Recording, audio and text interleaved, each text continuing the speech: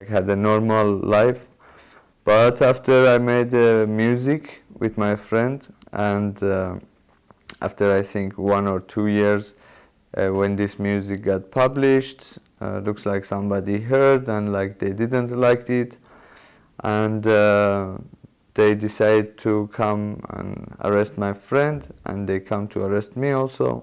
I'm a former Muslim, now an atheist stand-up comedian from Iran, and because of the things I've said and performed in my comedies and the videos are like out there, my life might be and probably would be in danger if I go back in Iran.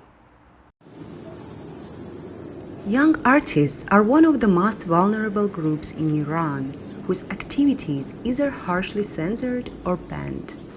Many young Iranians for many years found shelter in Georgia, a country who offered visa-free entrance for them.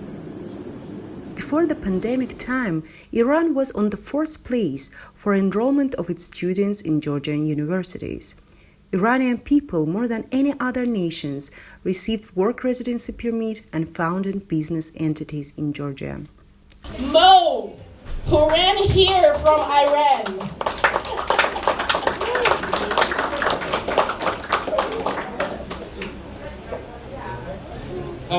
Thank you. I was a theater actor for 5 years or so. I remember the last play we did. It was in the main theater in Tehran. One of our female characters had a wig, but half of the wig was out, was seen. And when the people in charge saw that, they asked us to remove that, to put the wig in.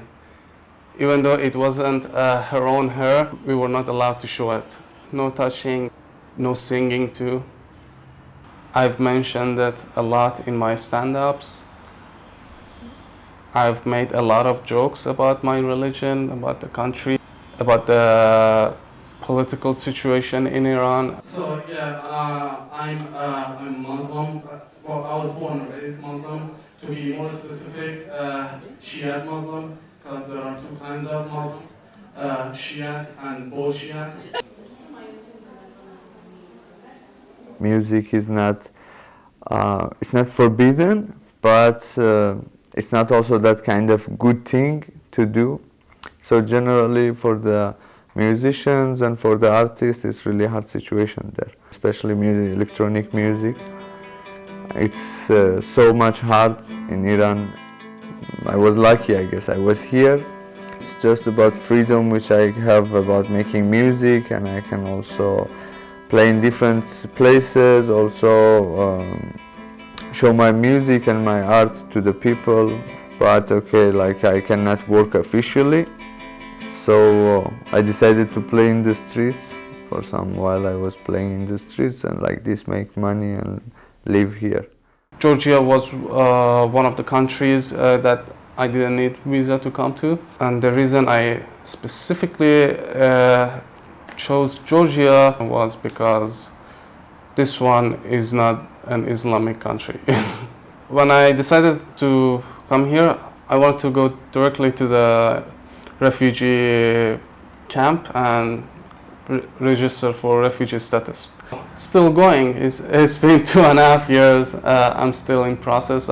First time I got rejected, then I objected, took it to the court. But from that time when I applied for the refugee, now it's been more than, I think, 20 months, probably 24 months. You don't know what will happen to you. You don't know how long they will let you to stay. You don't know exactly what you should do and what you should expect for. In 2018, Georgia changed its migration strategy and increased the number of refusals to foreigners who tried to enter the country, and even expelled dozens of them. Exactly in that year, a wave of mass deportation of Iranians happened in Georgia, reaching up to 46 people. Meeting with the lawyer, for me, it was not hopeful at all. One day before the court session, which it's happening, she's calling like, oh, tomorrow we have court session, let's meet there at the court.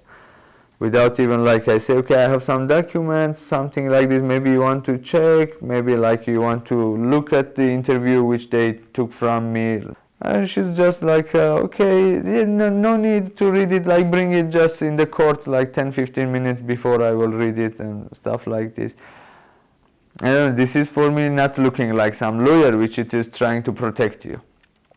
My lawyer speaks only Georgian, not English, so I don't understand most of what she says, but we have a translator. Every time they change the translator, like once it's a good translator, then it's not that good. People against us, the immigration, they were really short-sighted about my situation. According to the new tough regulations, foreigners can get a residence permit in Georgia by acquiring real estate with a market value of at least $100,000, up from the previous $35,000 threshold to be eligible for a one-year residency permit. Another option is labor-based residency, which makes a foreigner to be employed by a company with an annual turnover of at least 50,000 gel. Third option is investments, but here the sum is also huge, starting from $110,000 up to $300,000. Young generation, which they just they don't have like a big career, they don't have some money for themselves, and they just like maybe have some money which their family provides for them. So in these cases, you don't have a lot of ways to do something. So the only way for taking residency and stay here is just being a refugee. I'm not gonna go back to my own country, I know that. I might try different countries, different ways of getting a residency, but I know for sure that I'm not going back to my own country, not anytime soon. And actually, on 27th of this month, hopefully it's gonna be my last court. Let's see what's gonna happen. If any Muslim who changes their religion, let alone to be an atheist, that's like a sin and a crime. It's in the law, like it's a religious law, but it's still a law. Punishment is death. And now if I go back to Iran, I have 3 years jail, like directly I should go to jail, not to Iran actually. In April, a 30-year-old Iranian citizen jumped from the 15th floor, committing suicide. According to his relatives and friends, the probable cause of the suicide was the threat of deportation. Shortly before the incident, Georgian government revoked the residence permit of the Iranian citizen and was going to deport him back to Iran.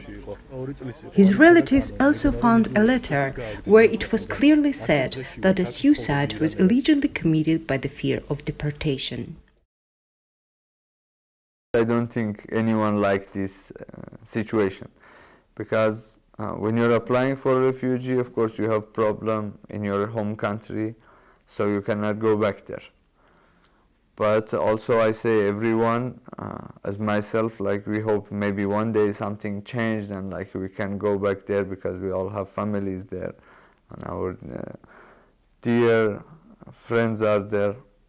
So I think it's not something so much fortunate and something so much good, but because they don't have any other choices, it's kind of the law is narrowing this way. So it's just pushing you in one direction, which it is telling you, okay, like if you want to something, residency, if you don't have money, the only way is just refugee.